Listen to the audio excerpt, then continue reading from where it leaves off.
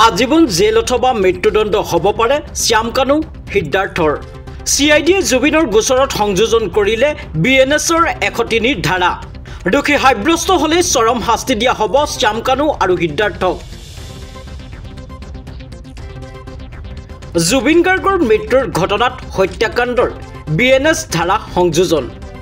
ধাৰা 103 অনুসৰি কি হ'ব পাৰে দোষীৰ শাস্তি। মহানায়ক জুবিন গাৰ্গৰ মৃত্যুৰ গোচৰত হত্যাৰ ধাৰা সংযোজন কৰা হৈছে।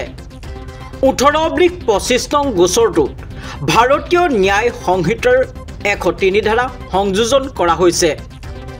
হত্যাৰ অভিযোগত সংযোজন কৰা হয় BNSৰ 103 ধাৰা।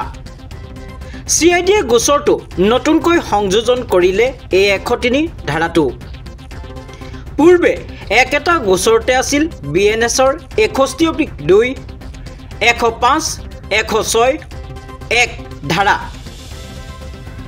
আদালতত অভিযোগ প্ৰমাণ হ'লে ভাৰতীয় ন্যায় সংহিতাৰ 103 ধাৰা অনুসৰি দোষী হ'ব পাৰে ফাঁচী অথবা আজীৱন কাৰাবাস।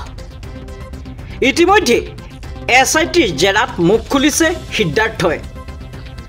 14 দিনৰ জিম্মাত লৈ SITয়ে চলাইছে মাৰাথন জেৰা।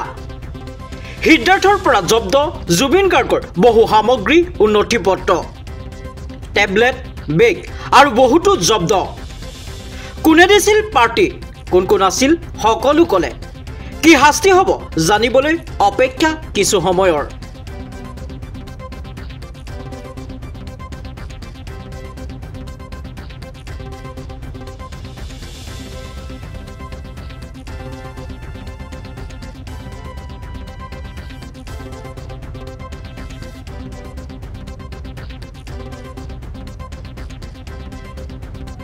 News desk report, news Z Assam.